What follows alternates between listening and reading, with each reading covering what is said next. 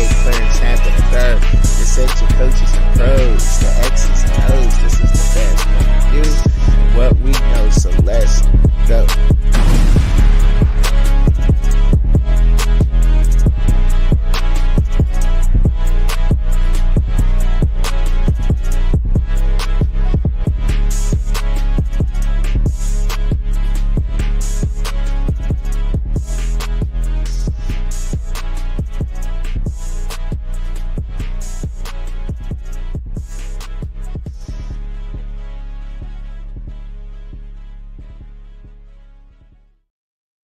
Yo, what's up with it, y'all? What's up with everybody, man? I hope that everybody is tuned in. You are now rocking with the Fast Point of View podcast with your host, Trucker Chubby, aka Clarence Hampton III. Say to coaches and pros, the X's and O's. This is the Fans Point of View and what we know. So let's go. What's up with everybody, man? Hey, man. I just got back in the house, man. You know what I'm saying? I was outside messing with my pup, man. Yeah, I do got a little micro bully. He built the same like me. My wife calls him my dog twin. That's what she says. She be like, that's your little dog twin. I'm like, oh man. I'm like, you gotta leave me be. Like, leave me alone with that. You know what I'm saying? It is what it is. But so I got a few interesting topics today. You know what I'm saying? I feel like that anyway. You know, I try to be a little bit different than everybody else out here. I try to keep things like that. You know what I'm saying? I try to keep things like that and out of the way. But so on the slate today, I think I got something about Greg Popovich on there, and I'll get it pulled up here in a second. You just got to give me a minute. Got some things going on in the background that I got to get cleared out. All right. So I got some things. All right. Let me see. Got some things going on right now in the background, and I got to get these things taken care of before we get started here. So how was y'all week out there, man? How was y'all week? My week was pretty good. I can't complain. You know what I'm saying? I got back alive off the road, which is a good thing. And I'm not trying to be funny or nothing. You know what I'm saying? Like, it is what it is out here. You know what I mean? Like, driving out there on that road is crazy. It could be crazy at times. There's a bunch of new drivers out there. It's just not the same as it was when I first started driving 9 years ago. When I went over the road 9 years ago, it's not the same out there at all. It's very it's very different now. It's very different. People just don't have the proper etiquette. Like I really do think that there's a proper etiquette to use in all situations, no matter what in life. But most definitely when you're out there driving over the road on them big trucks, like there most definitely is an etiquette that I think people should follow and things that people should do. And they don't do it. So, you know what I mean? So let's just get it, man. Hopefully today it will be a good one. I think Raw, I don't know who's all going to be joining in today. I think Rawhide may be joining in. I may drop the link down there. Also, Neckbone may be joining us today. I went on this show this past week, and I had some things to say, and I did do my due diligence. Don't trip. Like I went on a panel for those who do watch, and when I went on a Rawhide panel, we were talking about the subject was about the jersey retirement with Shedeur Sanders and Travis Hunter. So I did do my due diligence on that, and I think I'm gonna open up the show with that subject here. Just give me a minute, man, so I could get everything going, right? Okay, so let's get it. All right. So first off, I think I got so it was Greg Popovich, right? So first I'll talk about Greg Popovich. He had a slip and fall, and it's trending right now, and I just wanted to talk about it a little bit. So let me get that pulled up, share the tab. So it just says Greg Popovich was hospitalized after fainting incident. San Antonio Spurs coach Greg Popovich was hospitalized after fainting at a restaurant in San Antonio on Tuesday night. He was stretchered out and transported by ambulance following a previous mild stroke in November. Reports confirm that Popovich is now stable and has returned home. The incident has led to an outpouring of support from fans and community, all wishing for his swift recovery. So, you know, I mean, that happened, you know, getting up there in age, you know, I'm not going to say that was probably eating salty things and stuff like that, but we got to take care of our body. And that's why I'm putting myself on a diet. Because if you've been following me, you could tell that I put on some weight since I've been out here. But sitting in the truck all damn day, I do that to you. But, you know, all the wishes and the best of Greg, the great Greg Popovich. You know what I'm saying? I hope that he has a speedy recovery, and I'm sure that y'all will do the same out there also, right? Um, and I'll get into that when I'm talking more about the NCAA news. But I want to get into this next topic, right? I most definitely want to get into this next topic, and let's get this Colorado Buffaloes things on the road. And the reason why I want to talk about the Colorado Buffaloes is because when I was on the Raw High channel, when I was on the shout out to the Raw High family, shout out to Raw High for having me up there. I was on the panel, and as I'm on the panel, I was talking about some things, and I was talking about money that and donations the alumni give back to, right? And this was all about the jersey retirement, and I had some things to say about that. I came out and I really said, you know, I just didn't feel like the alum who weren't giving back before Prime got there, as far as the NIL, because we know, you know, Colorado alum does give back. Uh, they weren't too concerned about the football program then before he got there, but now you want to be concerned now, and it just seems like you bitter because of now. And I'm just giving my, you know, that's how I feel, and I'm stand on that, right? And it's just, and I said this on Next Bone channel, and I'm gonna say it here too. It's to me like, how are you complaining about the gun violence in the urban areas in our hoods, ghettos around America, but you ain't out there talking to these YNs in middle schools and high schools? You're not out there putting in that legwork, but now you want to, but you're complaining about it, and you want to put up posts like, oh, T's and P's for this and that. Like, it don't take nothing to do something. It's easy. You know what I'm saying? It's very easy to go to a school and talk to these YNs, or it's easy to become a youth coach. Like, you don't got to pay nothing. You volunteer your time a couple hours a week. How many people out there have that extra couple hours a week to go and volunteer, be a volunteer coach for a league or something like that? You never have enough volunteer coaches for the kids, but you always got parents who's on the sideline screaming, do this, do that, do this, do that. And it can be annoying. You know what I'm saying? But that's the equivalence to that. Like, and you're always going to have that. But I just want to say, everybody out there, like, nobody want to be proactive. Nobody has a proactive type kind of mind state. It's just always reactive. Like, you always just want to react to things instead of being proactive, coming up with your own ideas, starting to set a standard for other people to follow, right? And I just want to stand different on that. But it really made me start looking into and seeing how much alumni give back, and it's not a lot. It's not a lot of alum that give back to their universities, and it's just not a Colorado thing, right? But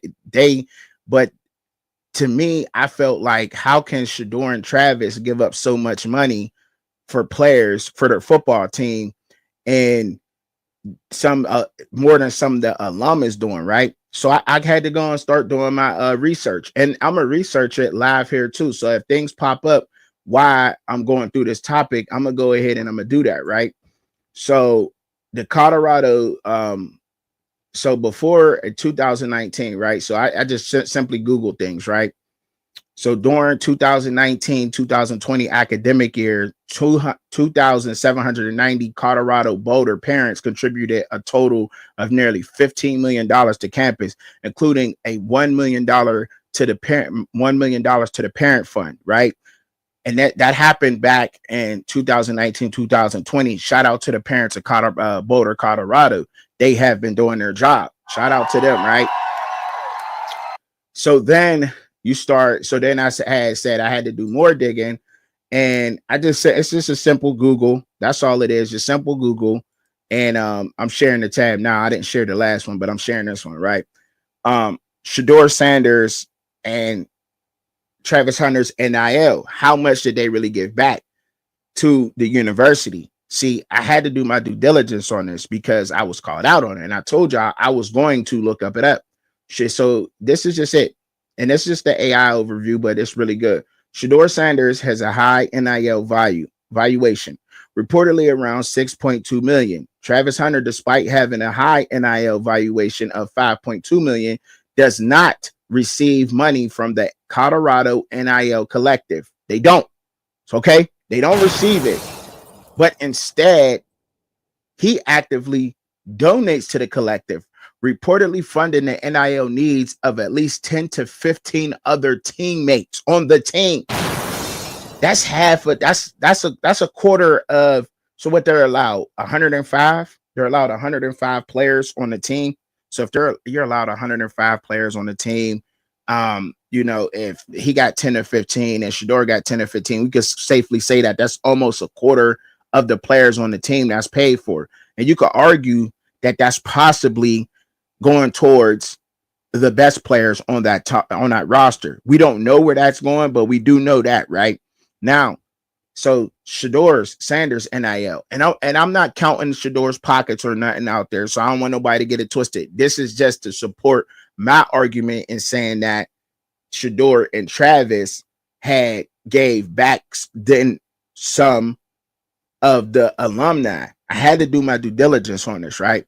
So Shedeur Sanders has one of the highest valued college athletes in that terms of NIL, and estimated at 6.2 million.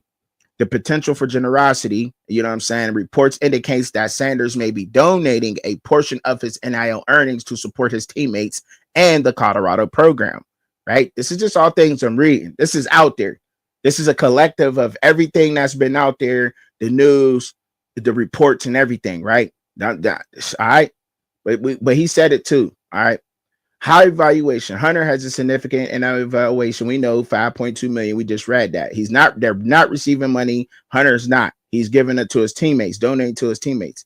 In essence, both Shedeur and Travis are making an impact through NIL, but in different ways. Shedeur is benefiting from his high evaluation, while Travis is actively using his earnings to help his teammates and the NIL program. He's been doing that, right? They've been doing that. So now I said, okay, now I have to look into how much money the university has gotten. And I have to, you know what I'm saying? So the money that's been going into there has been a lot. You said soccer games are the worst for the coaches. You're funny. You're funny, Katie. So now it says this campaign, the campaign for the CU, the Central CU. It's a fundraising campaign that took place a couple years ago, 2023, right when Deion just got there. But this is before. So this campaign raised $4 billion, including gifts from over 380,000 donors, representing the largest fundraising efforts in CU's history. Okay, that's the largest. Endowment value. The University of Colorado's endowment was valued at $2.1 billion as of the end of the fiscal 2023 year, right? All right. So endowment gifts in the most recent fiscal year, 62 million was given to CU's endowments. Okay, so endowments is, to sum it all up, it's like it's to provide like funds for an organization towards a specific mission, right? So it's like that's what an endowment is, right? And then to go into that, like it's managed. So look, I'll just read it. I'll just read to an endowment with. Let me get it pulled up here real quick. Let me get it pulled up so I can read it to y'all just as is. So ain't nobody out there like, oh, trucking just making shit up. Okay. So an endowment is a sum of money or assets donated to an organization, typically a nonprofit, to support its mission in perpetuity. The principle of the endowment is invested. A portion of an investment income is used for the fund organization activities, while the principal itself is typically preserved, right? That's what an endowment is. So just in case people don't know. So the purpose of an endowment is, like I said, to provide, like it says, to provide a long-term sustainable fund for the organization's mission. That's what that is. Structure. A structure of an endowment, typically managed as a trust or other legal structure to ensure the principal is protected and the income is used as intended. Okay. Investment. The endowment's assets are invested in to generate income, which is then used to support the organization. Perpetuity. The principle of the endowment is typically held in perpetuity, meaning it is intended to continue supporting the organization indefinitely. Indefinitely means forever. Without a doubt, it's going to be done. Right. All right. Beneficiaries. Endowments can benefit various types of organizations, including educational institution, cultural organization, religious organizations, and nonprofits. So all of that goes into, you know what I mean? And that's what endowment pretty much is. I just wanted to let people know out there what endowment was, just in case you were lost, because we all don't know what shit is. Let's just keep it a buck, right? And I ain't all right. So the impact of all gifts, every dollar contributed. So pretty much we just read, and I'm just trying to sum this all up. Before Coach Prime got there, parents were giving back to the organization, right? Parents were giving in. But when Coach Prime got there, the funds went through the door, went through the roof, as they should have, with all the celebrities and everything coming up, being on the sideline, people going to the games, which they should have. Now, looking into and seeing how much actually that just from that number and that being that way, we know, right, from reading and doing my research that before Coach Prime got there, a lot of y'all didn't give a damn. The parents gave a damn. The parents of the students who was going there gave a damn. We know that. But before he got there to that football team, that big money wasn't coming in there going towards that way. And we do know that Travis gave up all of his 5.2 million to support 10 to 15 teammates. We do know that. And I'm pretty sure there's a lot of people out there that's not doing that and hitting that number. So who's benefiting from the most from Colorado's NIL earnings? Jordan Seaton at number 32 in the country, 1.4 million. The roster value of him is at 1.3 million. This is according to On3, right? So then we got to scroll down some more. And I think the next person on the list is Julian Lewis, the true freshman quarterback that they just picked up. He's valued at $1.1 million, $800,000 on the roster. But then you go down after that and you just keep scrolling, right? And this is On3. This is according to On3. They do a fantastic job of doing that. So shout out to them. I'm going through the list and I don't see anything, right? And that's the top 100 players. So when you don't see, but you're seeing a bunch of Alabama, Michigan, Clemson, Iowa, you're seeing that Ohio, Oklahoma, Indiana, you're seeing a lot of this NIL value, right? But you're not seeing a lot of the Colorado Buffalo, right? You've seen two of them in the top 100, which is pretty damn good, right? Which is pretty damn good. But we do know that we know Jordan Seaton, Shedeur Sanders gave Shedeur Seaton a $200,000 Maybach. We know that. And that's all I was really wanting to do was further support my argument and let it be known and let it be seen here on y'all with the fans' point of view. Now I feel like I can move on into other things that may be going on and college football and everything. So we do know that. So when I had tweeted out and when I said out my mouth, Shedeur Sanders and Travis Hunter has given so much towards that university, not only statistically, did Shedeur and they combined all his passing yards. So they combined all his passing yards towards his jersey retirement, right? And then they took his career, even at Jackson State, and they combined it with Colorado, and it came up with 73%, which is leading the school. And Rick George made that decision. But I also, and then none of this was said, but still putting forth all this effort into going into your team, I think, you know what I mean? And no, it doesn't have everything to do why they made their decision. But just to let that be known, I just wanted to, make sure that I came out here to further support argument and to educate some people, and to also educate myself. You know what I'm saying? You feel me? So you said I'm rocking with what? Nah, something wrong. I'm glitching or something. Ain't nobody in the chat. I don't know, but if they is, shout out to them, man. Shout out to them. You know what I'm saying? Shout out to everybody out there that's watching and tuned in. I appreciate it. Shit. But yeah, so that's why I wanted to pull that up. And I wanted to come in here and make sure that I further supported my argument and that we all know that parents at CU do give a damn. Maybe not all the players. Maybe, you know what I'm saying, and things may have done, but there's no reports of that. And we would know by now if some of these alum were giving back. We know everything about everything there is to know about CU. If Shedeur Sanders, all white Air Force Ones got stepped on, there'd be a story about that, and we know about it. If you know what I'm saying, if Travis Hunter or somebody on that football team dropped their steak and A1 sauce on the cafeteria floor, we would know about it. You feel what I'm saying? Like, and so let alone an alum giving back a substantial amount of money to support players in this NIL era, we definitely would know about that without a doubt. So to not see it happening is, to me, is kind of crazy. All right. So yeah, I just wanted to report on that, man. You know what I'm saying?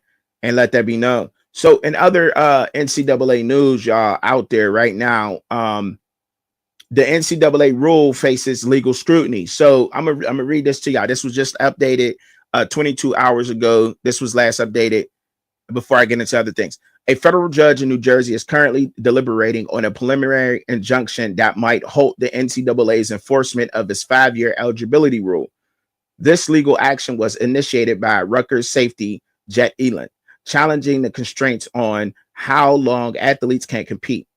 The case has ignited a broad discussion on how the future trajectory of college sports. Critics argue that the intended eligibility could be professionalized college sports, potentially leading to financial imbalances and weakening the NCAA's governance.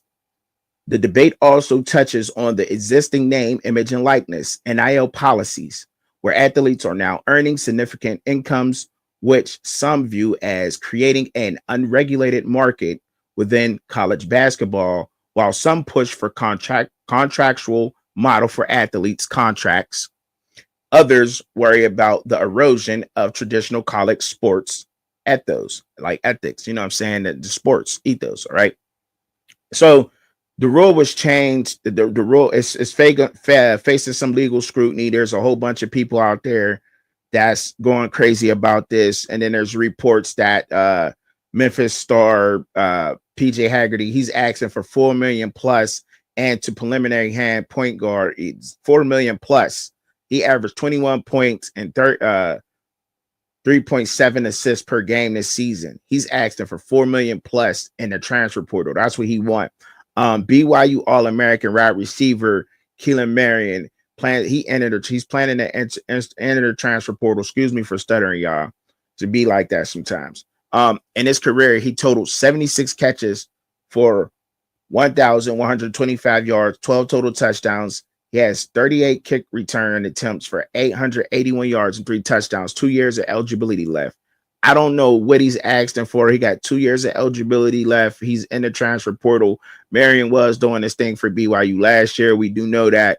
I know there was another story and breakdown on On3 about the college the rule, and Lane Kiffin had something to say on it, but I don't know if I could get it pulled up or not. I'm gonna try to get it pulled up, but Lane Kiffin definitely came out and had some words to say about it, and I don't want to report on what exactly Lane Kiffin said if I can't get it right on point, right? What did Lane Kiffin say, man? Okay. So Lane Kiffin, he trolled Miami for giving Carson Beck $4 million in the NIL. So it says earlier this offseason, former Georgia quarterback Carson Beck transferred to Miami for a reported massive deal. Beck has a $4.3 million deal, an NIL valuation. That's crazy, right? That's crazy numbers. So despite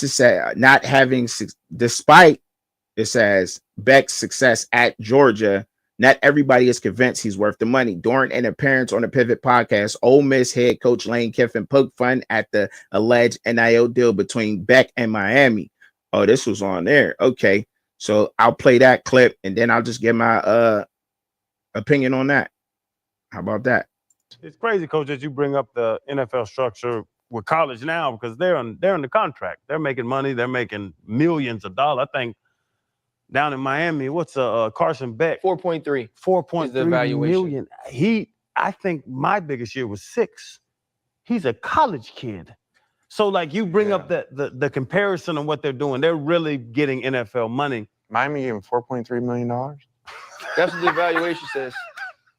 Hey, Did they watch this game against us? You don't have to be great, Coach. Hey, Lane, you I was trying not to go. You set me up.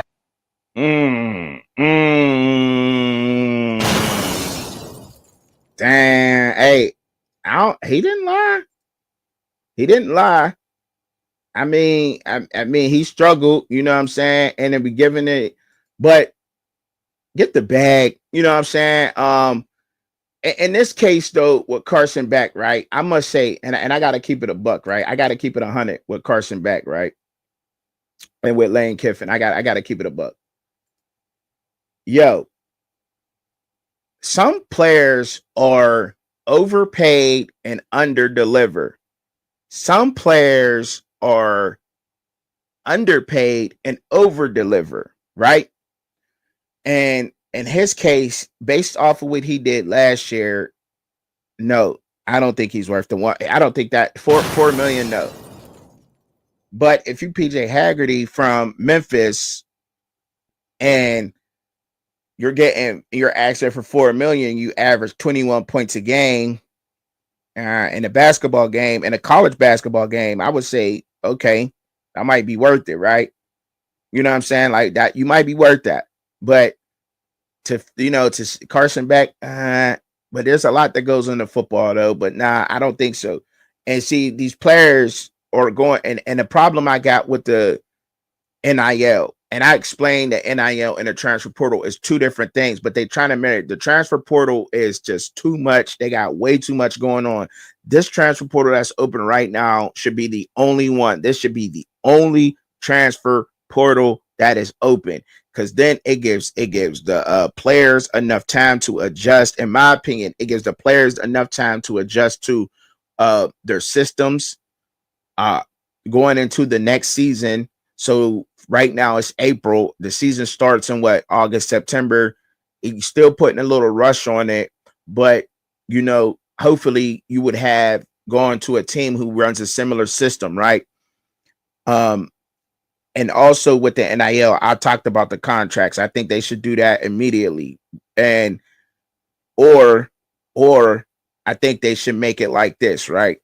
With the transfer. So let's just say somebody wants to transfer to, you got to transfer from Georgia Tech or from Virginia Tech to Georgia Tech and vice versa, Georgia Tech to Virginia Tech. It's a tech school, right? You should be able to do that because your major is available at that university, right?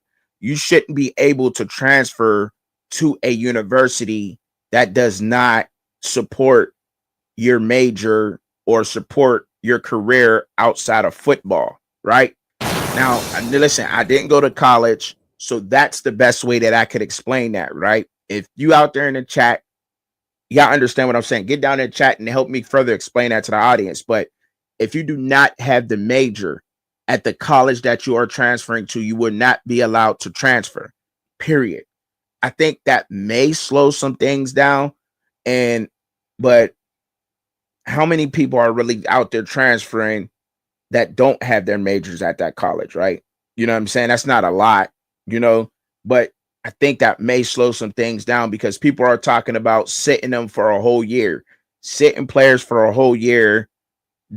What would be the point? You know what I'm saying? What would be the point in transferring?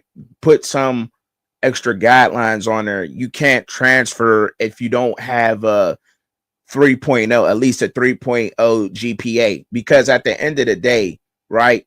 I don't know how other people feel about their children, and I'm not telling people to raise their children differently than I would, but if it was my child and this is my family I'm speaking on, I would, and that as the adults, as being the adults in the room and it being the adults for these young men and women, we should want them to have a backup plan outside of just sports, because injuries are inevitable. You're going to sustain some kind of injury, whether it's just plain wear and tear on the body, soreness, or rather it's, you actually breaking a shoelace out there on the football field. Shout out to Coach Hayes.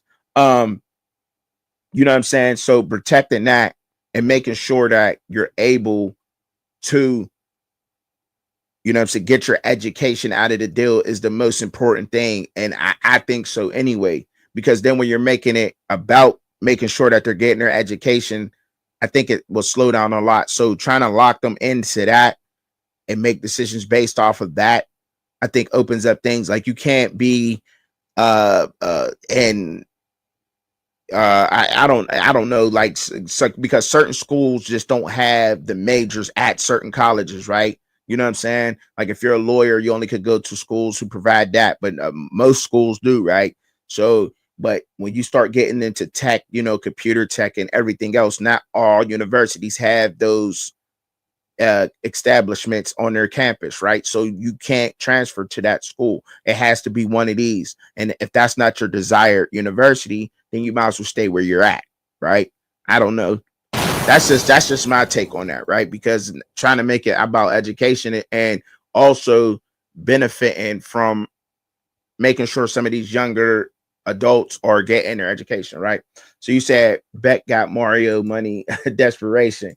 Kiffin said whoever gave Beck $4 million didn't see them playing against Ole Miss. You got to forgive me because I'm in the background, like trying to work the so I'll get to the comments as soon as I can. Trucking, I can tell you for a fact that most of these transfers don't have the credits or the GPA to be admitted to the U. Oh wow. See, and see, Kate, that's why the conversation, Katie, that I was having is deep to me, right? It's more than that, like, because see, that's why if you make it about education and making sure they got a backup plan outside of, shout out to Coach Prime, right?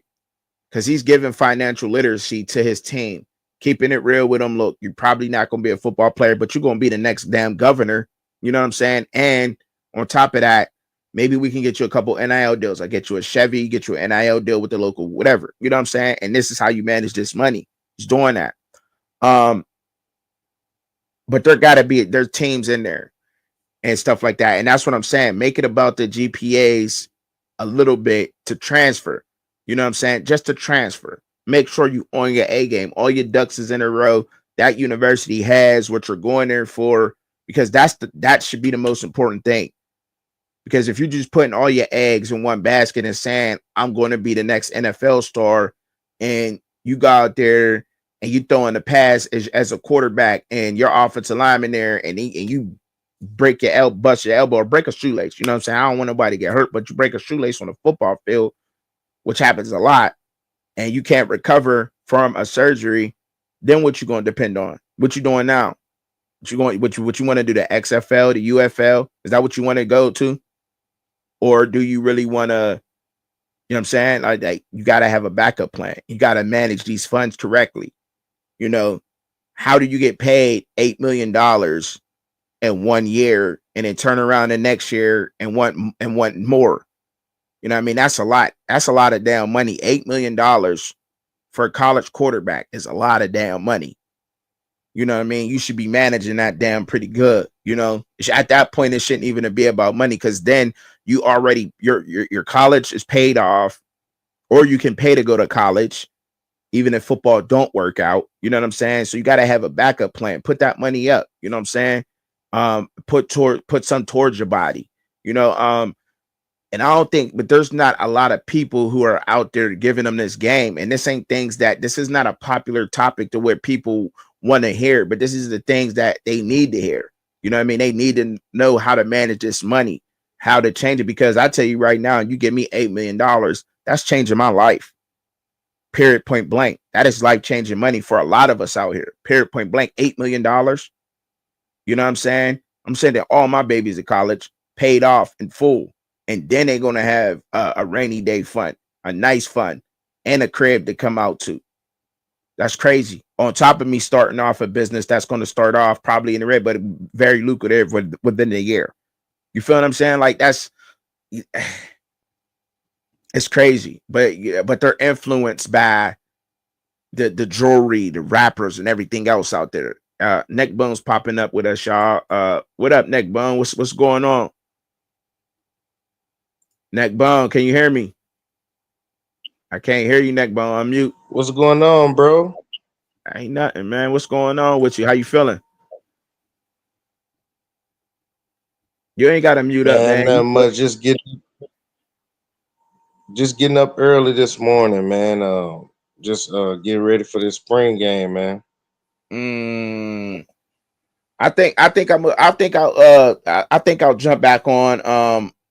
If anything, I'm gonna definitely make a video about that. It probably be pre-recorded. But I'm gonna definitely make some on the spring game for sure about the spring game. Right now, I was cooking on the players mismanaging their funds and with the NIL, their NIL funds, and not really spending this money right. And I was talking about $8 million. If you got $8 million right now, Neckbone, would that be life-changing money for you? Of course, man. Some people ain't even seen 700,000 in a lifetime, man. 8 million, man. That's generational wealth right there, man. That's what I'm saying. That's what I'm saying. You know what I mean? Like that's life changing money right there. You know what I'm saying? And shout out to Neckbone, y'all. You know what I'm saying? Everybody that's tuning in, make sure that y'all go check out Neckbone, man. He has a YouTube channel also, man. I don't know if you could send me the link in the back chat and I could put it and I could post your YouTube link out in the chat for everybody. Yeah, man, but yeah, so I was talking about Lane Kiffin had made fun of he had picked on Carson Beck getting 4 million from my Carson Beck getting 4 million. He was like, well, they must didn't see the game versus us. That's what he said, man. That's what he said. You know what I'm saying? I just played that video a minute ago, but I don't know, man. I'm gonna move on to other news, man. I got some other news to talk about, and I'm gonna move on to some other news out there, y'all. I think I'm done with the Colorado Buffaloes do have a spring game, so y'all make sure that y'all be on the lookout for that, man. Because their spring game is gonna happen and they some point, and I'm definitely gonna make a video on that. So y'all make sure that y'all post it up for that. All right. I ain't gonna talk about my Pittsburgh Steelers just yet. Well, actually, I am. I'm gonna talk about my Steelers, right? So there is a trade that's in the works, but before I get into my Pittsburgh Steelers, y'all gotta check out this young man, the ambidextrous quarterback. You talk about generational talent. This is a generational talent. Let's check it out real quick. It's going to be an advantage to be an ambidextrous. This might be the first ever ambidextrous quarterback. His name is Mikey Gao, and he started on varsity as a 14-year-old freshman.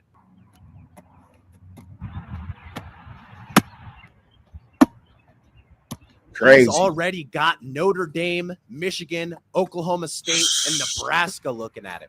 And I want to know in the comments, do you think it's going to be an advantage to be an ambidextrous? This might Hell yeah, it's an advantage. Do y'all think that's an advantage being an ambidextrous quarterback? Do y'all? What's up, Neckbone? Do you? Can you hear me, Neckbone? Because you can unmute. You ain't got the mute up, bro. I'm not even sure what ambidextrous is, bro. I ain't gonna lie to you. Both hands. Could you explain a little bit what it is? Ambidextrous is the ability to use both of your hands as the dominant hand. Like you're not. So when you write, are you right-handed or are you left-handed? Ambidextrous mean you're both. You can use your left hand to write. You can use your right hand to write. You could use your left hand to throw a football just as good as your right hand to throw a football. You know what I'm saying? A lot of basketball players could be ambidextrous with a layup, but you know what I'm saying? You feel me? Yeah, I see what you're saying, but yeah, because I feel like sometimes, some quarterbacks they have they right main arm they throwing on, and I guess say rolling out to the right, you can actually throw with your right, and then you rolling out to the left, you can throw with your left.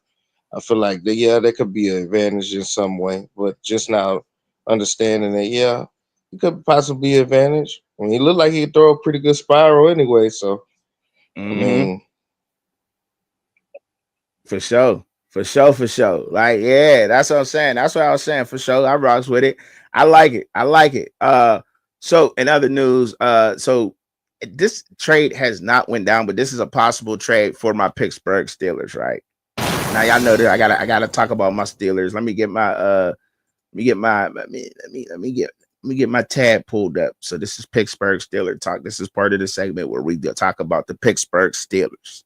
Steelers, all right.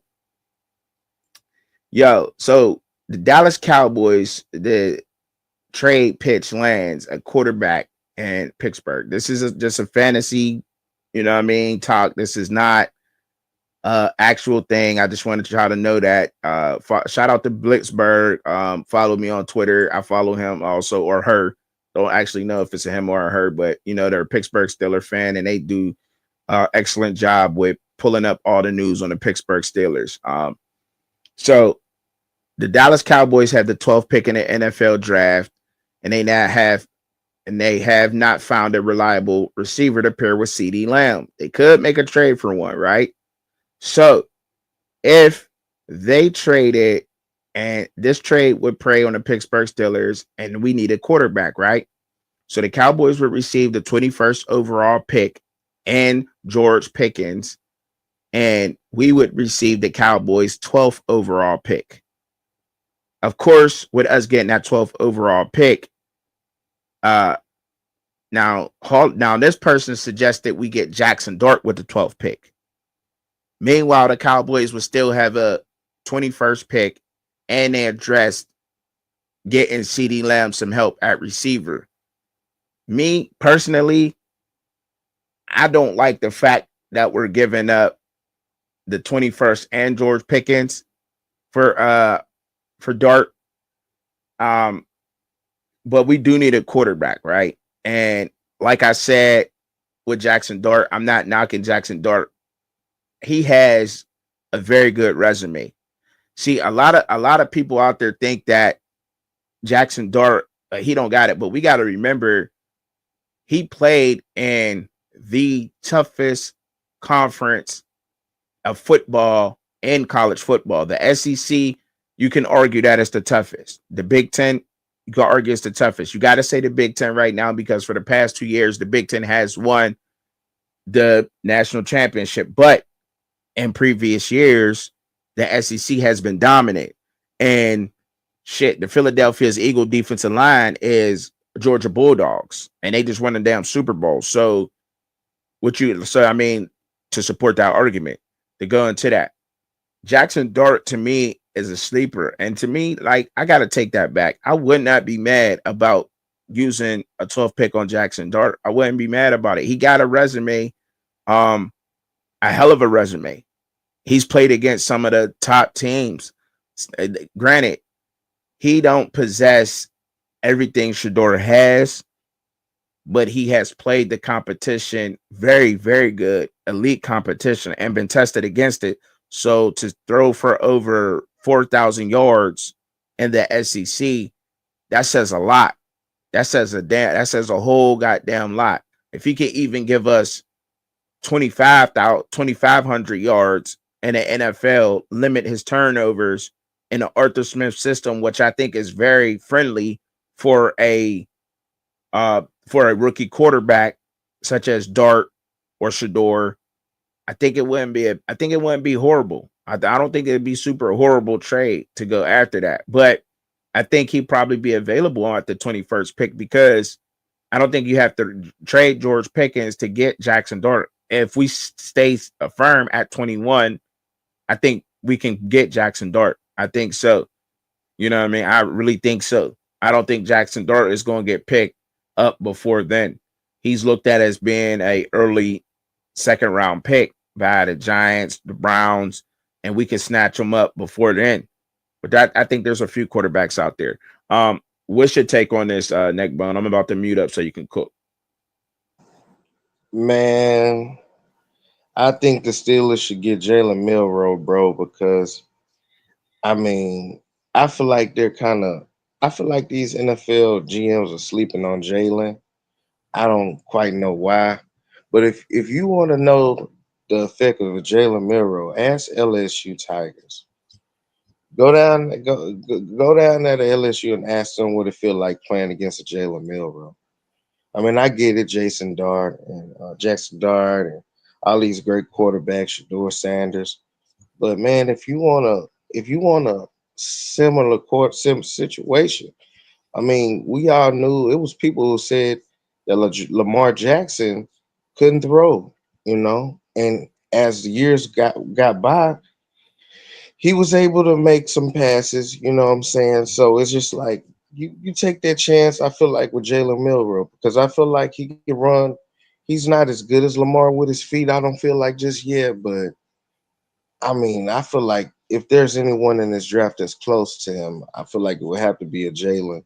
And I feel like that's a good fit for y'all. I mean, Jackson Dart as well would be nice, but I mean, my thing is when he gets under pressure, what can he do? So Mhm.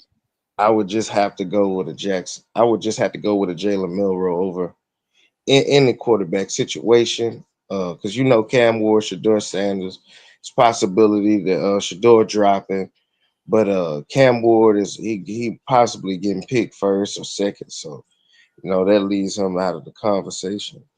Yeah. Um, that's all on that. I mean, I feel like Jalen Milroe is a steal as a quarterback for this draft. I mean, anybody could be lucky to get him. Pittsburgh, that'd be a good fit, bro. Let's talk about Jalen Milroe, man. Since we on that topic, since we on Jalen Milroe, I feel like Jalen Milroe is also a steal, right? Raw had crucified me, bro. Where he is like, yo, you reaching, and then he pulled up all the years of the quarterback, and I'm like, see, y'all got a bad taste in y'all mouth because we ain't hit, but you're not gonna hit on everything. Like it's like a person that played the lottery or you on FanDuel, right? You play the lottery. You don't hit every time you play your number, but are you gonna stop playing your number? You know what I'm saying? Like we don't hit. We didn't hit. What was it? 2 years ago, 3 years ago with Kenny Pickett. But there was a lot of questions about Kenny Pickett even before then, even before we took him with the 22nd overall pick. There was a lot of questions. Like before that 5th year that he had due to COVID, Kenny Pickett was not looked at as being one of the top quarterbacks, right? Let's just keep it a buck. Hold on, excuse me. He was not looked at as being one of the top quarterbacks. So wild of a sudden is he now? But Jalen Milroe, y'all, and y'all, I know y'all for the past couple of weeks, I have been talking about Jalen Milroe, but he is absolutely a steal. I agree 100% with what you're saying because he has the resume. He has all the traits, right? Besides, you want his accuracy. So they were talking about his intermediate throws. So I looked up his intermediate throw percentage. Is he on point? He is, right? Enough to a Justin Fields level. Now, Justin Fields, granted, didn't play that good at Chicago. He played better in Pittsburgh.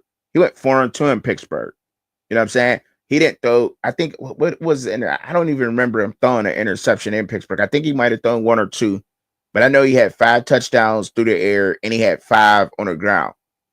If we can get I think Jalen Milroe he's faster than both of those quarterbacks. Justin Fields, I think he's faster than Lamar. He's running the 4.37, right? Now, granted, his footwork ain't there, and I would have to agree because that's going to come with experience in the NFL. Lamar got what? How many years Lamar been in the league? 4 or 5 years? 4 or 5 years right now. So Four or you know what I five, mean? 4 or Right, 5 years, not to be right, exact though. What? right. So Jalen Milroe, you know what I'm saying? I don't think that's a reach because he's looked at as being a early 2nd round pick. But and I'll say this, and I've been repeating this, if Jalen Milroe was consistent throughout the year, he would be the number 1 quarterback coming out this year, hands down. Hands down. We all know it because he has an athletic ability that no other quarterback this year possesses, period. Jalen Milroe has it. And at the 21st pick overall, should we take Milroe? I think that'd be a hell of a pick. I'm not against that at all. But I felt I was strong on this like a month ago. I was very strong. I even tweeted it out. Steelers QB1 should be Jalen Milroe. When you got those big receivers like Pickens, DK Metcalf, and Pat Freiermuth, our tight end, and Darnell Washington is 6'7", he don't gotta be that damn accurate. Just get it in those guys' radius is enough. You see, he throws high, so a short receiver would not be ideal. But you know what I mean? We do got Roman Wilson, that's a little shorter. Calvin Austin III, that's a little shorter. But our main targets are big. They're tall, and they can get up. And yeah, Arthur Smith's system, I think he fits right into that. So yeah, that's something new. I rocks with it though. I'm not against it. I'm definitely not against that at all. So in other news, right? You said Milroe is cheeks. I don't. I'm gonna put the link in the chat so you could come up and you could add on that. I don't think Milroe is bad, yo. I don't think Milroe's bad. Damn, like how the numbers keep going. I don't know. Anyway, Milroe. I don't think Milroe is bad at all, bro. Like, what makes Milroe bad? Go, like, I need to know, and come up and let's talk about this because I don't feel like Milroe is bad, bro. I really don't. I don't feel like Jalen Milroe is bad. He got a good resume. Was he bad under Nick Saban? Was it Neckbone? Was Jalen Milroe bad under Nick Saban? No, I don't think he was horrible. I mean, might have had a few bad games where they pulled him, with Nick Saban that pulled him. But honestly, man, that's when everybody was saying that it was a potential that he would be a first round pick early on in the career before we before the whole Shedeur and Cam Ward conversation. We was talking about Jalen Milroe. Because you remember before he started, he was on the come up. So everybody was looking how fast he was, and they was like, "Oh, this guy, he could be special." But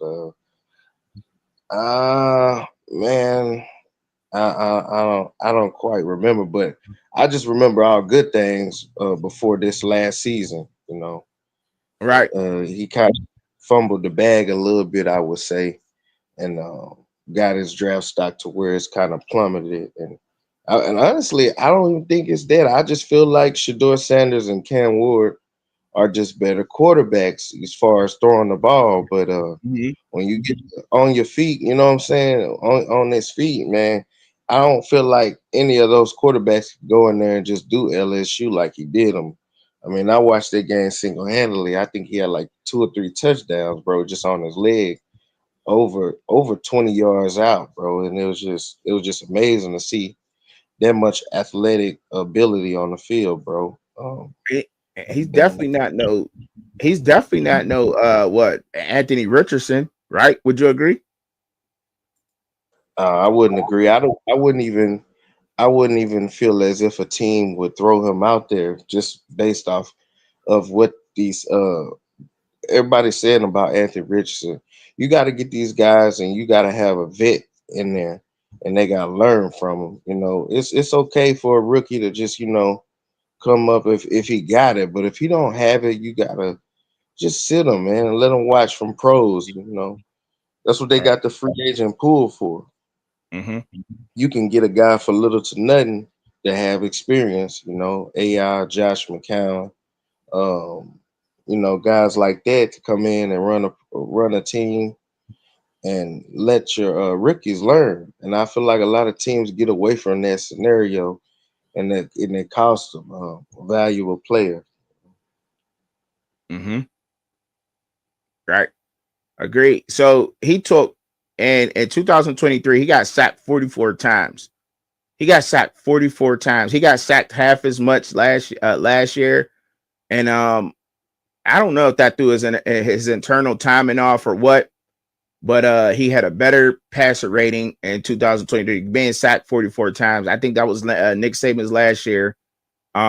He threw for 2,834 yards, 23 touchdowns, 6 interceptions, had 531 yards, 12 touchdowns rushing. So he didn't have to run as much. He didn't run as much, tried to sit in the pocket and got him crushed, right? He threw for 10 more yards this past season, twice the interceptions, 5 less touchdowns. His completion percentage is damn near the same, right? Even though he threw for he had more passing attempts. So I mean, as far as the numbers go, and he rushed for almost 800 yards and had 20 touchdowns on the ground. He possesses something that everybody don't have, and he played in the SEC. Like, I don't see why that's being a knock and why that's so bad, because see, when you look at these some of the other quarterbacks in their past, and stats don't tell the whole story. So you can't look at stats and say, okay, statistically, this quarterback is going to be good because this stat says that, right? It's just the numbers. Because if you look at Najee Harris numbers last year, Pittsburgh Steelers running back, and I know this is a little bit off topic, you say, damn, he ran for over 1,000. He did, but he disappeared in some games, right? In some games, it just didn't show well, right? But when you're talking about Jalen Milroe, he is exactly the quarterback that is moving forward into the NFL. He is the future quarterback of the NFL. He's definitely what you want now when you're looking for a quarterback. A dual threat quarterback. You have to have guys are athletic enough now to play the position, period, point blank. They just are. Like, I don't think that there's no quarterbacks out there that are not athletic enough to run, because they all are, because they're being trained that way, because that's the way that the league is moving forward. Jalen Hurts, it makes him such a dangerous guy because he kept working on his craft. He kept working at it. He's able to read the defenses as he goes out there. That's why when he's in our RPO, run pass option offense in Philadelphia, he's so damn dangerous. And vice versa, you put him, a Milroe, in a similar system, and you're running it like that, and you got a bad offensive line, or not the best offensive line like Pittsburgh, where a play might break down and he could run for a 60-yard touchdown easily. So you always got to have a guy back accounting for a Jalen Milroe off your defense. That messes up a lot of things in the NFL. And we're talking the NFL like where the pros are, where a lot of teams outside of Philadelphia, there's probably 10 teams in the NFL with defensive coordinators actually have an actual game plan to bottle up a quarterback like Lamar Jackson, Jalen Milroe, Jalen Hurts. But then there's a bunch of other teams that just go out there, like I said last week, that go out there and say, okay, quarters 4, cover 1, break. You know what I'm saying? Yeah. Okay. Cover 2, ready, break. Cover 3, 0, cover 3, outside linebacker, break. You know what I'm saying? Like, there's no actual, how could I say this? Like, they don't go out there with a plan, like how Spags does for Kansas City. Like, yes, he'll show a 0 blitz. He'll show 0 coverage blitz, man, blitz, and then jump into a cover sink, like crate, like that, just like that. Wow. Easily show you one thing and then go into another, like, and exotic blitzes. Where is it coming from? Slide in the 3 technique, you know what I'm saying, to the 5, have a 1, have confusing the offensive line. Like, that's why the defense, that's why they win week in and week out, despite Patrick Mahomes' horrible quarterback play. And I said this on your show, Neckbone. Patrick Mahomes was looked at as being the standard for quarterbacks, right? But that's why you still got guys around who can hang around until they're 44 right now, like Russell Wilson and Aaron Rodgers, because statistically, their stats are right there with his. But I'm gonna let you, you know what I'm saying? You got anything more you want to say on this topic? Sure, I add.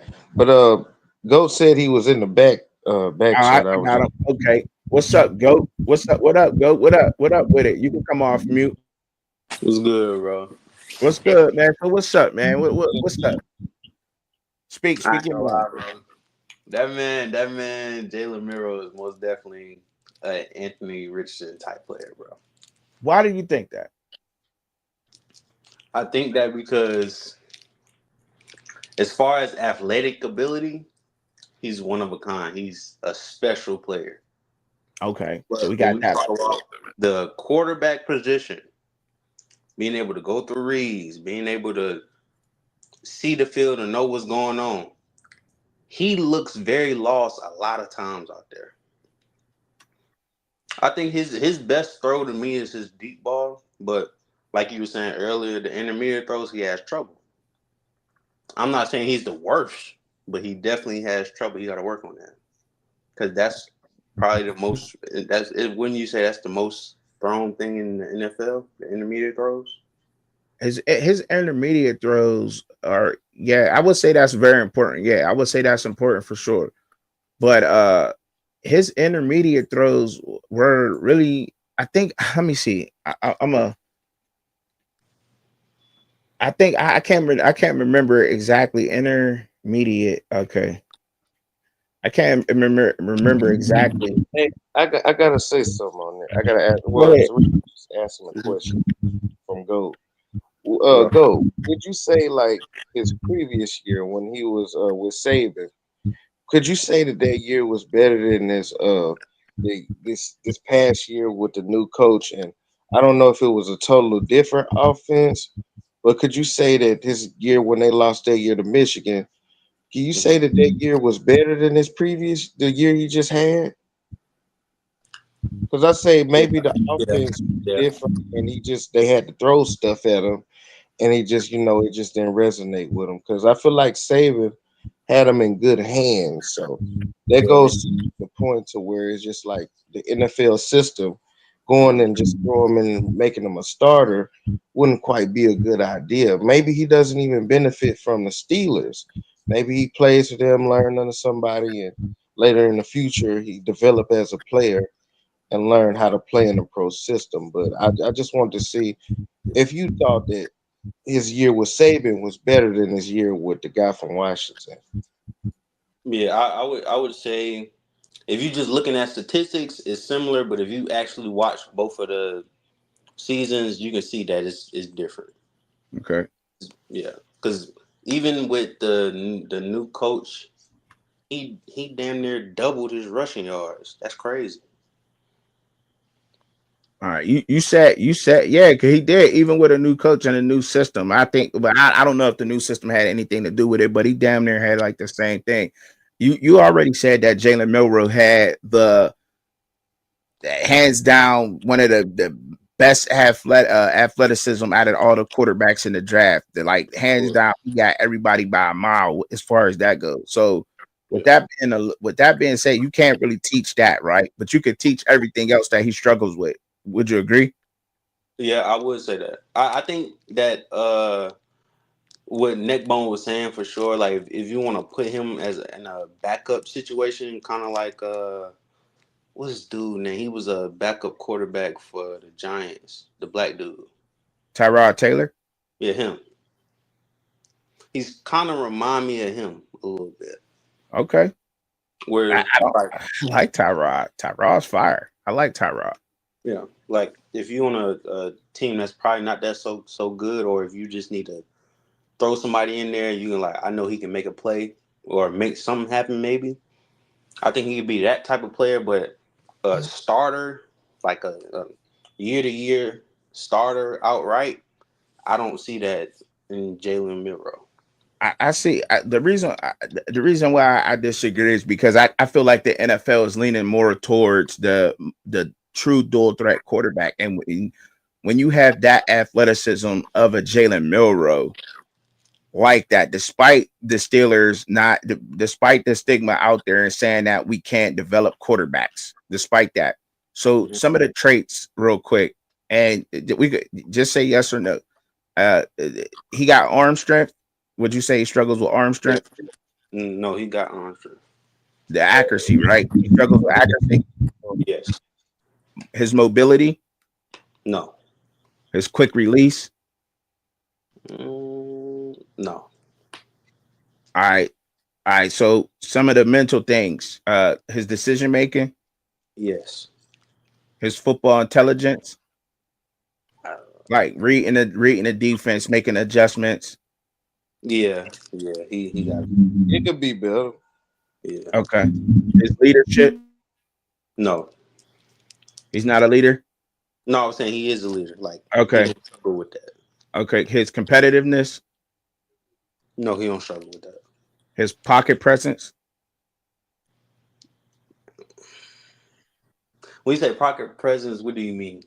Like so he's able to like navigate in the pocket. If the pocket break down, slide the pocket, being able to, recognize the ability to navigate in the pocket, move around, stay composed under pressure, making throws under duress. Yeah, he can do that. Yeah. All right. His throwing mechanics. I ain't really pay attention to his throwing mechanics, so I can't answer that. All right. His anticipation. Like, what I'm saying, throwing to where the receiver need to be at, or what I'm saying, or throwing the receiver open. No, he Yeah, I'm trying to think of it in the grand thing. I just think of what just happened last season. Okay. So you say, and you also say that he struggles with the ability to see the whole field, right? That's what you said too. Yeah. All right. So out of everything you said, we already established that it's all coachable. So out of all the traits you want out of a quarterback, a starting quarterback, right? Jalen Milroe only has trouble with arguably, you said 3 of them. I think it was his accuracy. You said he got trouble with accuracy, but his mobility, his arm strength, his quick release is all there, right? So that's that you can argue that's damn near like damn. You know what I'm saying? You can work with accuracy, but that's already, what I'm saying, something that they went out of a starting quarterback. His decision making, I think you said that he struggled with that, right? Yeah. Okay, you can fix that under good coaching. Because we definitely fixed that with Justin Fields. I would say so. His football intelligence, being able to make adjustments. You said he was okay with that, but he can work on that. So we'll say he has that. His leadership, he's definitely a leader. His competitiveness, he has that. His pocket presence, he has that. His throwing mechanics, you can work on that. His anticipation, he has that. He had a lot to where a starting quarterback wants to have. Everything that he does not have can be fixed under a coach like Mike Tomlin. And on top of that, like, he played in the SEC. His resume is hands down the best besides Jackson Darts. Like, he's played the elite of the elite in college football. He has not played he didn't play his 4 years playing against Arizona State, Arizona, Michigan State. He didn't play these, I'm saying? I'm not dissing any quarterback, but he played the best competition that is damn near available in college football and possesses every single trait that you want to look for, and besides a few, and that are teachable things at the next level. And you cannot teach his athleticism that he has is next world type shit. So I mean, like, he gotta be a steal. And if you looking at if I took him at the 21st pick, I can't say that was reaching. I'm not gonna say that that's reaching, because I think you could teach everything he can learn from, but I stand on it. I think that Jalen Milroe is a hell of a steal. Hell of a steal, man. You would take Jalen Milroe at first round, 21st pick? Because we don't have a second round pick. We need a quarterback. We don't, you know what I'm saying? We don't have a quarterback, and we don't have a second round pick. And on top of that, like you said earlier, like I was saying, and like you agreed to, his athleticism is through the roof, and our offensive line is still ready to be rebuilt. It's just up to the Pittsburgh Steelers fans to sit here and say, do we sit here and say, okay, look, we don't have a quarterback. We've been messed up when we didn't sign Fields. We've been messed up when we didn't get Ben's replacement in there early enough. You know what I'm saying? We got Mason Rudolph. He has been around in that system, despite what a lot of people want to think. Mm-hmm. But you need a quarterback who can make up for the inabilities of that offensive line. And I think he may be one of the quarterbacks. Now, as far as Tyler Shuck, Katie, I'm reading that.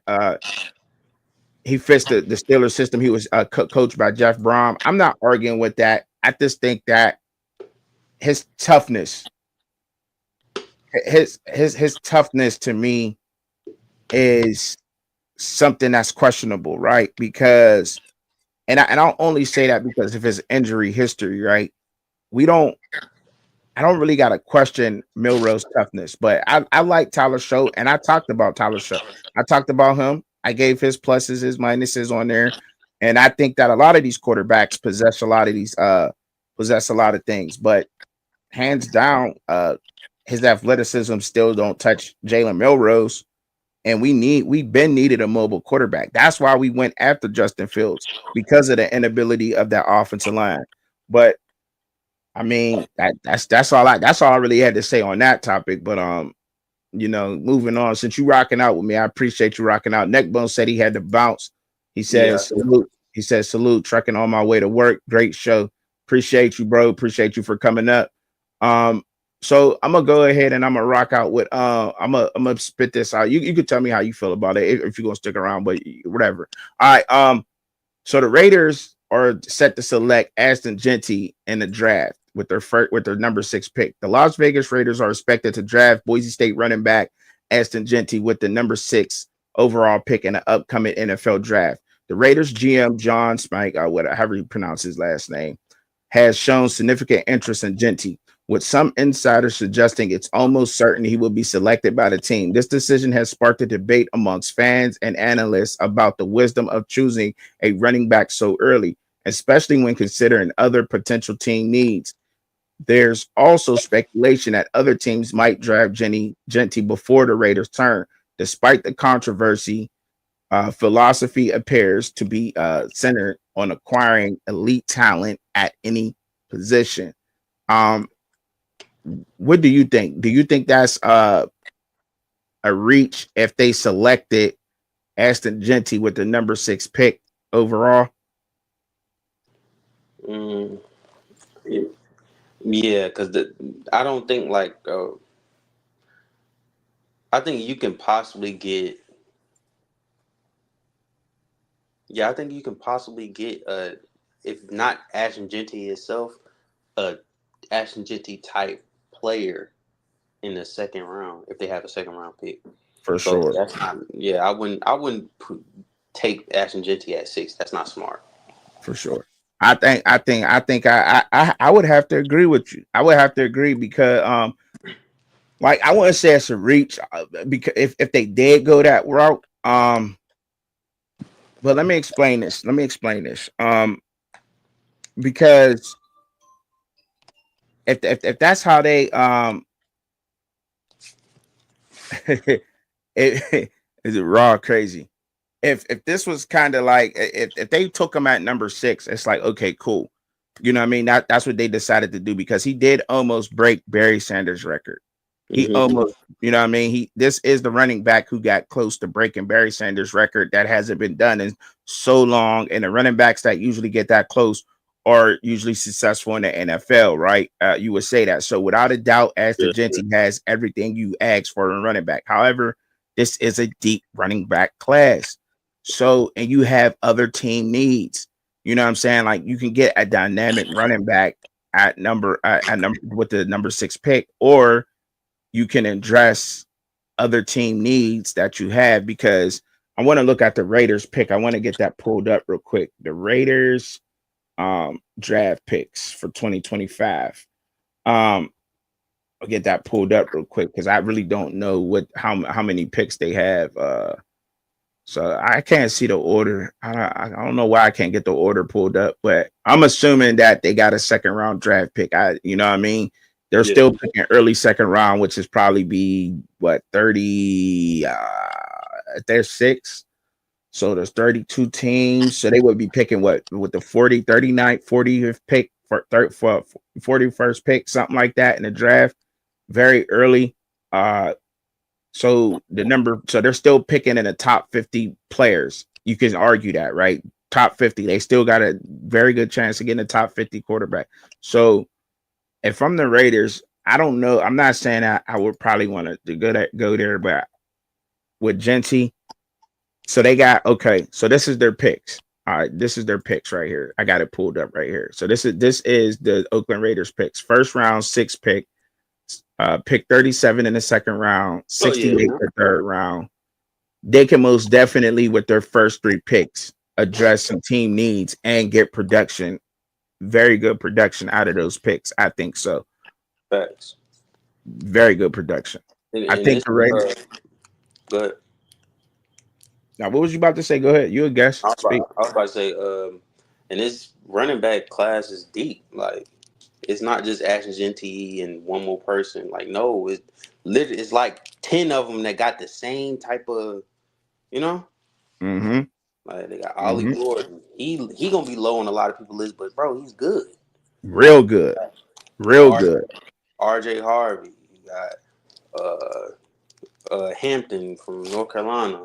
Bashul Tootin from Virginia Tech. Yep. He ran the fastest also. You also got Trayvon Henderson. Yeah, that's not. Oh yeah, they're suffering. Trayvon Henderson and Quinshon Judkins, they're suffering from playing on the same team.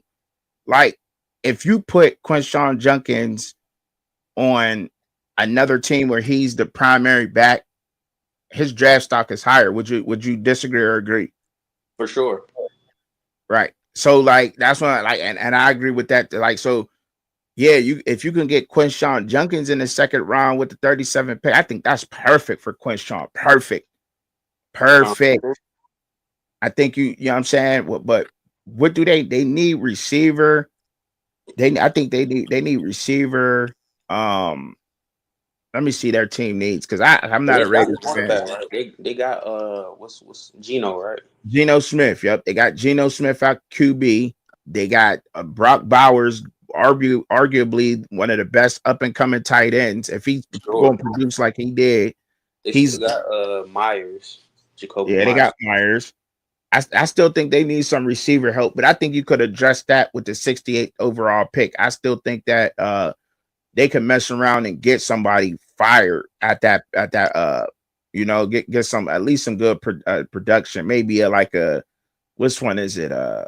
Is it Higgins, the taller one from Iowa? Higgins or Noel from Iowa State? Somebody like that. You know what I'm saying? And in the third, maybe. I don't think Higgins gonna go down to the third. You don't think so? Nah, no, Noel probably because size. You know, people they be weird with that thing, but Higgins ain't go. I think the latest Higgins goes second round. Okay. Yeah, but I still think they could address that need. But with the first overall pick, I think if they wanted to go, I think they still should go Will Johnson, man, cornerback, man, from well, he didn't run that good, but his ball skills is amazing. His ball skill, like the way he played a position, is just like you really can't teach a lot of that. He's still a good cornerback.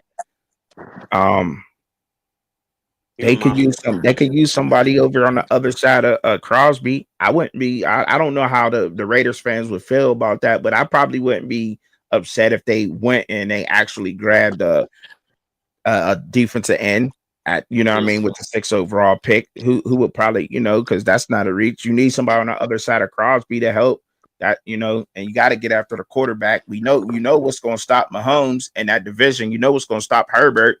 You know what I'm saying? Like, you got to stack up and that. So address something there. I don't know exactly where they go, but then, definitely with the 32nd overall pick, I think they'll be able to snatch up a Quinshon Judkins, what would be great for that team. Period.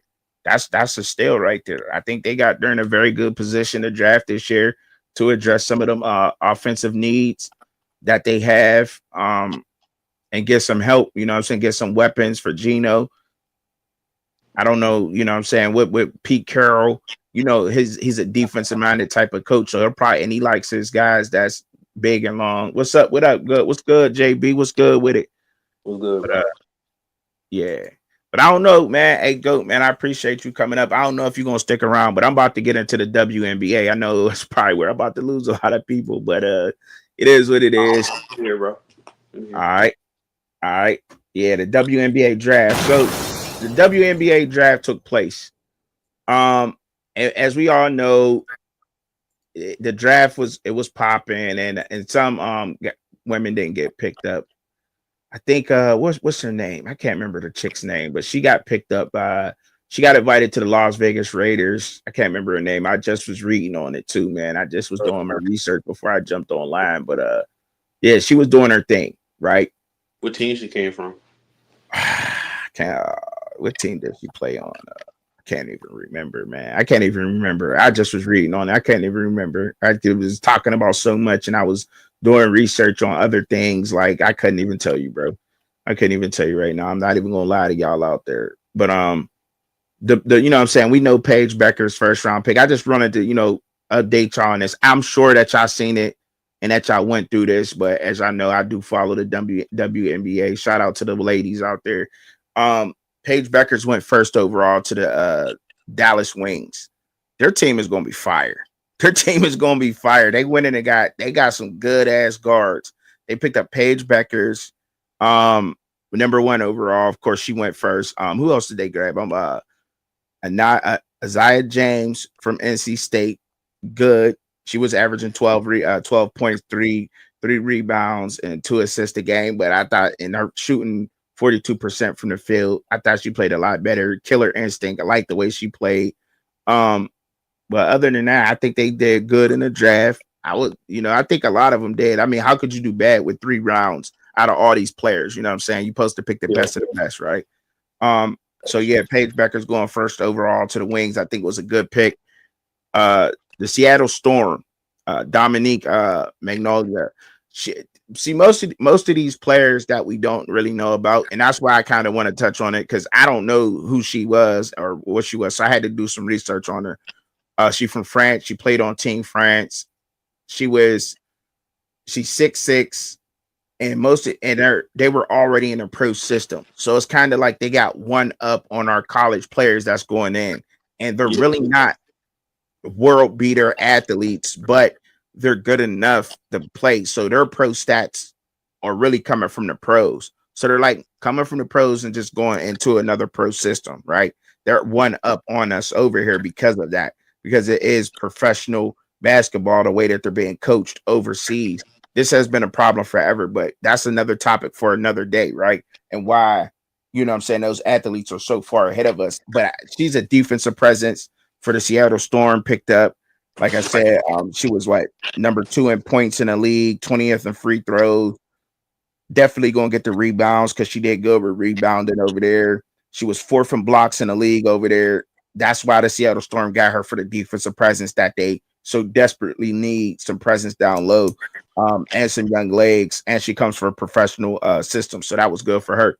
The Mystics taking Sonia Citron 3rd overall. I didn't know Sonia Citron was coming out. I didn't think she had to, but I like Sonia Citron. She's a guard, but I think she's like 6'1". She could play both guard and forward with her height, averaging 14 points, 5 rebounds. As I can see, 2 assists per game, shooting 46% from the field, stretch the floor, a well-rounded player guard. The Mystics had to do that because they traded a lot to the Mystics, and I think they traded with the Mystics and the Dream, so they needed to pick up these players that they picked up. The Washington Mystics also picked up Kiki Alfred from SC. Needed that presence for sure because they, like I said, they got to replace her. Another player that can be all well-rounded. They're a young team, and they also grabbed up Georgia Moore from Kentucky, which surprised a lot of people because she's 5'8", But she was getting 15 points a point, scrappy guard, young team. They're gonna be the Washington Mystics is a young team that's coming up, and it's gonna take them some years to get to where they want to be at, but they're gonna get there for sure, especially with the way that they drafted. I think they did pretty good. I think they should have probably went with more size. I was thrown off by them grabbing Georgia more for real to me a little bit, because I thought they should have went with more size, to be honest. You know what I'm saying? Because you can, like, Soil Citron, I see what she's 6'5", 6'1" or something like that. I know it's on here, so I could just get it pulled up instead of guessing, because it's right here in my face. I know, yeah, she's 6'1". Yeah, 6'1". Like, you know what I mean? A 6'1" guard, you know what I mean, that can handle the ball and she can play forward. You need those type of players. You need those type of positions. Kiki Afrin, like, you know what I mean? What, she's 6'2", 6'3", you know? Yeah, you need those. You need that height. And I'm not arguing and saying she's bad, because she ain't bad. She's all right. But, you know, when you just traded away a lot of your players, your veterans, you know, to get younger, which I think is a good move, but they got years to come. So if you're watching Mystics fan, you're going to be waiting for a minute for that team to get where they want to be. For real. The Valkyries, the Golden State Valkyries, they just came in the league. They're a new team.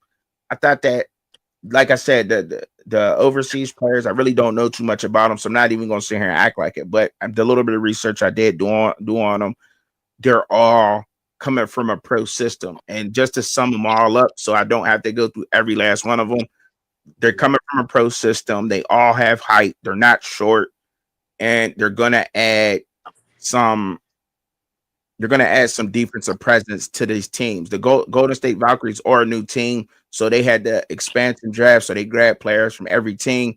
So they got a veteran old team. So they didn't want to go with a young guy, young girl or woman. And I don't understand that at all, because I thought that they should have drafted their star of the franchise, their face of the franchise. You know what I'm saying? And went younger and somebody from America. And I ain't dissing on nobody. I'm just saying, like, I thought that would probably happen with grabbing somebody like Anisha Morrow. And a lot of people thought so too, but she wound up going to the Connecticut Sun, and Sonia Rivers, they got a guard and forward with the Connecticut Sun, which was fire to me. I really like those two picks, the Connecticut Sun. I think that's my new favorite WNBA team. But I think the Sky, they're going to be good. They got Camila Cardoza, Angel Reese. They grabbed Helen Lift. Yeah, they're gonna be fire. I think so. Like, you got, like, who do you think? Like, Sarah Ashley Barker didn't surprise me. I like her defense mentality, and they needed that with the Sparks. But you know what I'm saying, with these top picks, which one, like, you question, like, or which one on question? Yeah. The top 15 picks, or I think it's top 12. Oh, top 12. Yeah. Page Dominique. Okay. You scroll down a little bit.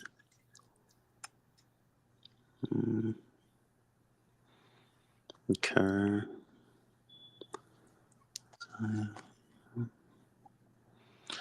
I mean, I'm gonna just go with the easy one. I would question the ones coming from overseas, because I don't really know a lot about that game. Like, I've seen a little bit of the number 2 pick, the girl that's 6'6". Seen a little bit of her.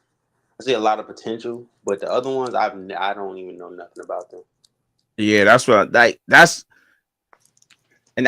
I was just saying, like, to sum them up, like, they come from a pro system, and they're a safe pick, if you will. You know what I mean? Like, you're like, what you see is what you get out of those players. None of them players are, besides besides the number 2 overall, Dominique Monga. She led the league in a lot, and like down 2 points, because they go like 2-point percentage, 3-point over there. It's confusing as hell when I had to research it, but like, she led the league in a lot of things over there, and she just a defensive presence. Like, she gonna block some shit, you know what I mean? And these other players just come from a pro system, so they're just defensive presence that's gonna make it hard for some players that, get like, they're a safe pick. Just put it that way. That I don't want to confuse everybody out there. The overseas players are a safe pick. What you see is what you get out of them. You're not going to get no more. You're not going to get no less. You know what I mean? Like some of these players, they're already at their peak in development because they've been in a pro system forever. So going to another pro system, some of them may exceed expectations in the WNBA because they have been playing in a pro system over there since they were like 15. You know what I'm saying? So, and that's the advantage they have, but it's a safe pick. That's all it is with them. But yeah, that Madison Scott going to the Dallas Wings. I thought the Dallas Wings did very good with picking up. And oh yeah, and the Sky also picked up Maddie Westbell from Notre Dame. Losing Maddie Westbell, I think it was going to hurt Notre Dame, and that's why I guess Olivia Miles got into the transfer portal. I see that's why, because I'm like, damn, that's crazy. You know what I mean? Like that, losing her she could stretch the floor. I think she was 6'4". I want to say 6'3". 6'3". She played forward, but she played like a center. At Notre Dame, stretched the floor big, really scrappy on the rebounds. I mean, you saw her probably play if you followed the women's college basketball, but I think they did good though. The Chicago Sky, I think they did real good with who they picked. Cheyenne Sellers from Maryland wound up going to the Valkyries in the second round. That was a good pick for them. I like Cheyenne Sellers. I like the way she ball. She was Maryland. She was that team hands down. Even with the 12 points per game, she was that team. Tiana Pow from South Carolina went to the Dream. I don't know that she went to the Dream. I think that's a good landing spot for her. The Fever probably going to be good. They grabbed up Bree Hall and Michaela Timpson. They grabbed her up from Florida State. That kind of confused me though, bro. Like getting Michaela Timpson. I was like, damn, is she gonna fit with Caitlin Clark and the cast that they got over there? I don't know. I want to see, because you know what I mean? Like, and they want her for the rebounding, somebody that's gonna be able to battle Angel Reese, because that's who they really going after. Because Angel Reese was getting after it as a rookie. She was, you know what I'm saying? Damn near, she was right behind Caitlin Clark for that, and she was getting after it. And they're really trying to build up a future. And I'm like, I don't know if Michaela Tipton can do that, but we'll see. We'll see what happens. You know what I'm saying? Because that's really what they got her for. Download presence and everything. Sienna Fagan from South Carolina. Look out, all those picks. She lost a lot of her team, and that's why a lot of it was in there. But I mean, I just want to give a quick update on them, man, and talk about it a little bit. I really ain't gonna spend too much time on the topic because I gotta get going. But I appreciate y'all. You said you questioned Van Lith. She's a quitter. Well, why you say Haley Van Lith is a quitter? Because she done been on 3 different teams. What team? What? She started out at Louisville. Louisville. To LSU, and then she ended her career at TCU. I think she should have stayed in Louisville. She left Louisville because she wanted to win, right? That's why she went to LSU. Yeah. Her sister. She wasn't a fit over there though. She wasn't a fit with LSU with Kim Mulkey. I don't think she was a fit. Like she looked bad. That was her worst year in college basketball. Was with LSU with Kim Mulkey. She looked bad. She looked out of place. Yes, she did. She looked very out of place. Like she couldn't, you know what I mean? But hey, look, I ain't gonna argue with that. Like, hey, I just wanted to know why you felt like that, because to say that she's a quitter, but I would just say, like, I don't know, because she played under the bright lights with the stars. Like, this is the WNBA. This is the biggest stage of her career, and she couldn't even handle the pressure at LSU, televised almost every night because of Angel Reese. And that was they should have won it. They had Angel Reese, Anisha Morrow, Haley Van Lith, Flage, Michaela Williams. They should have had it, but they couldn't. If Haley Van Lith would have played the way she did this year for TCU, for LSU, yeah, they probably would have won it. They probably would have won somewhere. I think she does well when she's on a team where she can be ball dominant. Because if she got to run off screens and all that, she ain't going to do too well. That's what she had to do at LSU. She wasn't the primary player. She was like the third or fourth option at LSU. Oh yeah.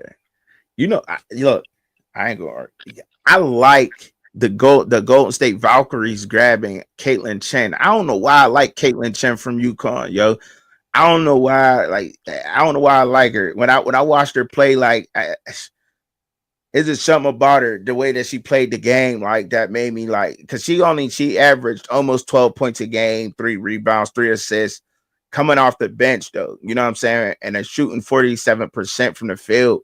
Like she was scrappy, and I think that was a good pick for the Golden State Valkyries. I think that was a real good pick, grabbing her up for sure. And then, like I said, the Wings just had a hell of a draft. I think they did the best in the draft, hands down, to get some help with. I can't even pronounce old girl's name to star on that team. Can you pronounce her name? Because I can't. Let me see. What's her? It's not. So they drafted Isaiah James, Madison Scott, JJ Quilleney, Aaronette Volley, and Paige Beckers. But I can't remember the star of the Dallas Wings. I can't pronounce her name. It fucks me up. I cannot pronounce her name for the life of me, bro. I just can't. And I don't even, hold on. Let me see. Let me see if I can get it pulled. If I can get her name, if I can I can see it. Because I can't pronounce her name for the life of me, bro. I just can't, bro. The Wings. Let me see if I could click on it and see if I could get a roster or something. My fault, y'all. I should have came better prepared. I know.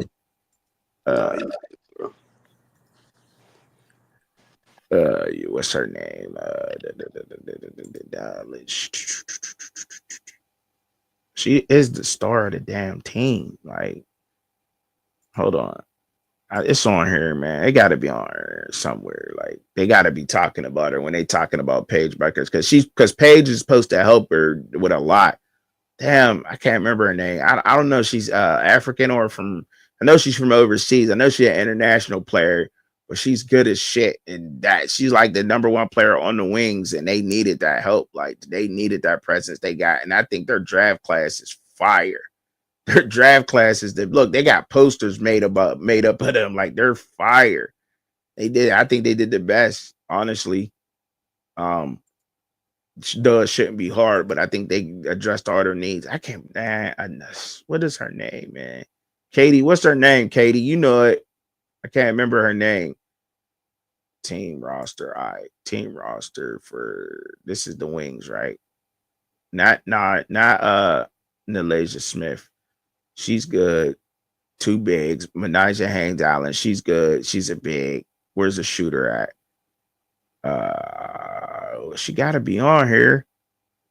What's her name? Oh, right here. Right here. This is her name. What is it? Arike? What's her name? Arike something. I don't know this. I don't know her name. How you pronounce that? Oh, I know what you're talking about. That's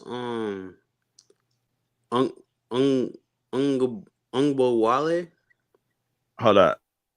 We could hold on. Ungbowale. That's what it sounds like. Enrique Ungumbale. Hold up. Here you go. Agumbawale. Enrique Agumbawale. Enrique Agumbawale. Hold up. That's the other girl whose sister. Can you hear it? Yeah. Can you hear her saying it? No, I don't hear it. Y'all can't hear that? Enrique Ungumbawale. That's how you pronounce her name. Anyway, but she's a beast. She's a beast. Shooting wise, everything. Yeah, 22 points a game, 4 rebounds, 5 assists, and they got bigs. Yeah, they did the best in the draft. The Wings is fire. The Wings is good. They going somewhere. They doing something. Trust me, the Wings is doing something, bro. And they got Tierra McCowan center. Like, she's a beast too. Like, come on, they about to do something crazy. They are. But shit, that's all I had, man. You said she tore Unrivaled up. Yeah, she did. Yeah. Crazy. Yeah. Yeah, she's a beast. Yeah. You said Fuwali leaving SC? Yeah, she in the transfer portal. Yeah, she in the transfer portal. Where's the best fit before we get up out of here? What's the best fit for her, man? What's the best fit to you Shit, for I ain't been paying too much attention, so I'm trying to think. I would say situational wise, I would say to be honest, anywhere that she gonna be able to play. To be honest, like, because she's not a player that the ball need to be in her hand all the time. That's not the type of player she is. But she need to be able to play. That was the only reason she left South Carolina, because she make one mistake or something, Don take her out the game, and she don't take her out the game, talk to her, and put it back in. She take her out for the next 15 minutes, and then put her back in for a little bit. Then she make a little mistake, take her out. I'm like, bro, you can't do that. Mhm. Like, that's crazy. Yeah, she was, to be honest, she played better than Raven Johnson in the March Madness for sure. I had the stats a couple shows ago. I did a comparison on the both of them. Since the SEC tournament, she's outplayed Raven Johnson, and Way being better. benched was, to me, was crazy. But I as far as a fit for Full Wiley, I think she fits a lot of places where her skill set, but development wise, you want her to develop. And I think LSU, Notre Dame, and UConn. I think those are some good fits for her. I mean, she can go anywhere else and make the team better, but when we talking about developing a player and you know what I mean, and her skill set and getting it better, she got to go to one of these great coaches. You can't leave Dawn Staley, and you know what I mean. You don't want to stop eating steak to go and get a steak on. You know what I mean? Like you can't leave Dawn Staley and then go to somewhere else. You can't do that. You can't. You just can't.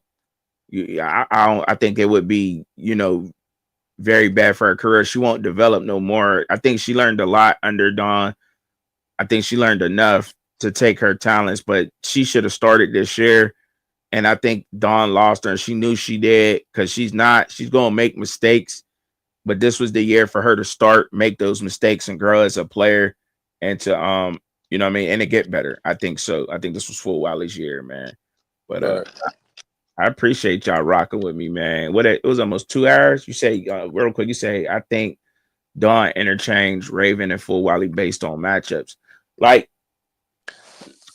I that sound good. I don't think that is. Bro. I don't think so. Every game that I done put on for Wiley, she messed up, she take her right out the game, and not even for like a little bit. She take her out for a little minute, and then once they go on a drought, she put her back in, and then the girl scored immediately, or she opened up a layup or something immediately, and then you do that, she make one little messed up thing, she go away. Like that's crazy. Raven started over Full Wiley because of seniority, because of her being I think that had something to do, but I don't think matchups had anything to do with it. And the reason why I think that it didn't have anything to do with the matchups is because it was clear statistically minutes that when you're playing a sport of basketball, you have to produce on the basketball court, correct? And the better you do, the more minutes you get. The worse you are, your minutes go down. Raven Johnson's minutes did not go down at all. She was still playing the hot 28 minutes a game, ending up with 5 points, no rebounds, 3 assists, or 2 points.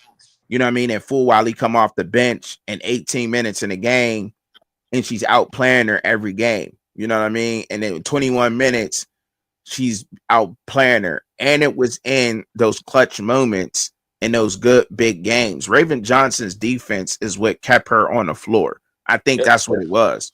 If it was not for her defense, I don't think she would have been on the floor as much. And based on matchups, I could see why you say that, because of her defense. You know what I mean? But Full Wiley got both. She can stay on the floor. She can play defense, very active hands.